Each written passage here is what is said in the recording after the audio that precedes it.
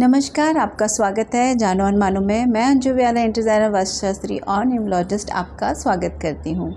आज हम बात करेंगे लाफिंग बुद्धा के बारे में। लाफिंग बुद्धा जो प्रतीक है हैप्पीनेस का, लाफ्टर का, पीस का, खुशी का और बहुत सारी समृद्धि का।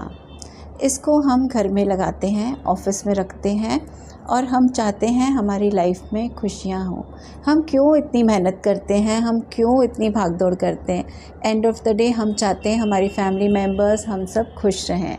तो एक ये ज़रिया बन सकता है हमारी लाइफ में खुशियाँ लाने के लिए।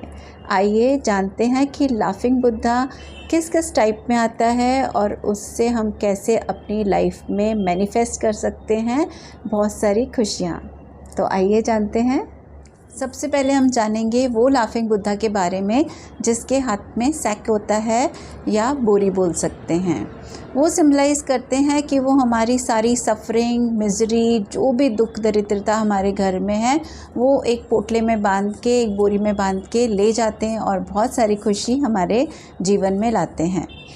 लाफिंग बुद्धा जिनके सर पे हैट होता है वो सिम्बलाइज़ करता है एक हैप्पी लाइफ, कंटेंट लाइफ, एक सेटिस्फाइड लाइफ, रेस्ट वाली लाइफ, रिलैक्स्ड लाइफ, जिससे हम सेटिस्फाइड है। हम चाहते हैं जैसी लाइफ वैसी जी रहे हैं, खुशहाली भरी लाइफ हम सभी चाहते हैं। तो लीजिए एक ऐसे बुद्धा जिनके सर पे हैट है। लाफिंग बुद्धा जिनके हाथ में एक बोल रहता है जिसमें बहुत सारे गोल्ड कॉइन्स रहते हैं। आप समझ ही गए होंगे, वो सिम्बलाइज़ करते हैं बहुत सारी फॉर्च्यून को, गुड लक को और बहुत सारी पॉजिटिविटी को। वैसे ही एक लाफिंग बुद्धा होते हैं जिनके आसपास बहुत सारे बच्चे रहते हैं, वो उनको हग कर रहे हैं, उनके कंधे पे चढ़े हुए हैं। और ऐसे ऑस्पिशियस लाफिंग बुद्धा को रखने से जिस घर में बच्चे नहीं रहते हैं, जो कपल प्लान कर रहे हैं बेबीज़ के लिए, वो उन लोग के लाइफ में बहुत सारी पॉजिटिविटी लेके आते हैं और गुड लक लेके आते हैं। जल्दी उनके घर में भी ऐसे ही बच्चे खिलखिलाते रहते हैं। वो लाफिंग बुद्धा जो ड्रैगन पे बैठे होते हैं या कछुए पे बैठे रहते हैं वो सिम्बलाइज़ करते हैं करियर ग्रोथ को। आपको सबको पता है ड्रैगन बहुत स्ट्रेंथफुल रहता है, बहुत स्ट्रेंथ रहती है। वैसे ही हमें करियर में भी स्ट्रेंथ चाहिए, हमारे जो भी गोल्स हैं उनको फुलफ़िल करने के लिए स्ट्रेंथ चाहिए।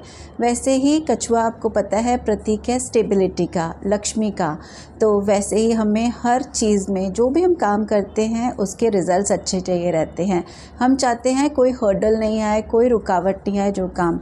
तो अगर आप ये चाहते हैं तो एक ये वाला बुद्धा ज़रूर अपने घर में, अपने ऑफिस में ये लाफिंग बुद्धा लेके आइए और एक पॉजिटिव चेंज आपकी लाइफ में देखिए।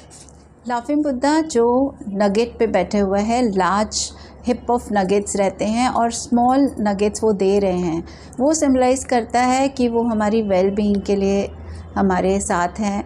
वो हमें बहुत सारा गुड लक दे रहे हैं, प्रॉस्पेरिटी ला रहे हैं और सब नेगेटिविटी को दूर रख रहे हैं। वैसे ही एक लाफिंग बुद्धा होता है जिनके हाथ में फ़ैन रहता है।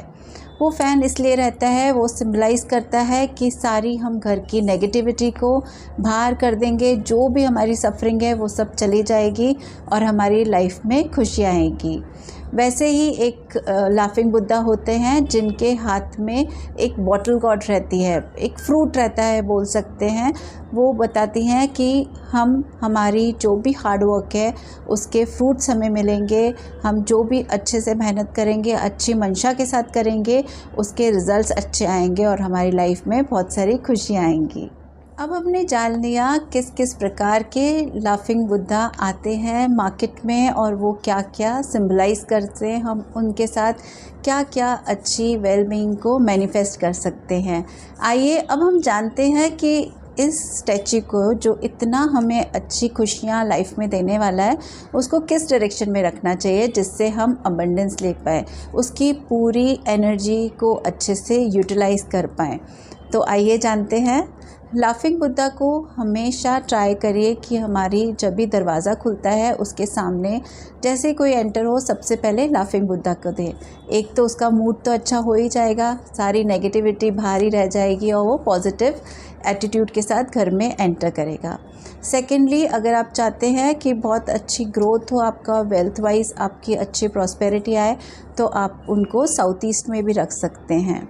और ऑस्पिशियस नोट पे अगर रखना है, स्पिरिचुअलिज़म को अगर हमें बढ़ाना है तो हम नॉर्थ ईस्ट में भी रख सकते हैं। मगर ध्यान रखिए कि लाफिंग बुद्धा को मंदिर में नहीं रखते हैं। और कुछ बातें मैं आपको बताना चाहती हूँ जिसका विशेष ध्यान रखना चाहिए अगर हम लाफिंग बुद्धा अपने घर या ऑफिस में रख रहे हैं। ध्यान रखिए कि लाफिंग बुद्धा को कभी भी फ्लोर पे नहीं रखना चाहिए डायरेक्टली, उनको कुछ ऊंचाई पे रखना चाहिए।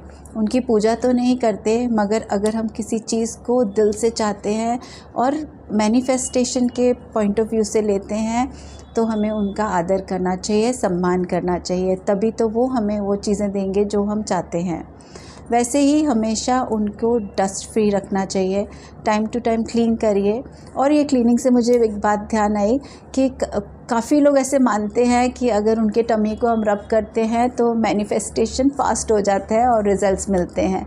तो ट्राई करिए, ट्राई करने में क्या जाता है, हम भी उनके पेट को थोड़ा सा रब कर लेते हैं तो खुशी आती है। ऑफ कोर्स हमारे फेस पे भी स्माइल होगी उस फ्रैक्शन ऑफ सेकंड के लिए, तो हम खुश होंगे। वैसे ही हमारे लाइफ में भी बहुत सारी खुशियाँ आएंगी।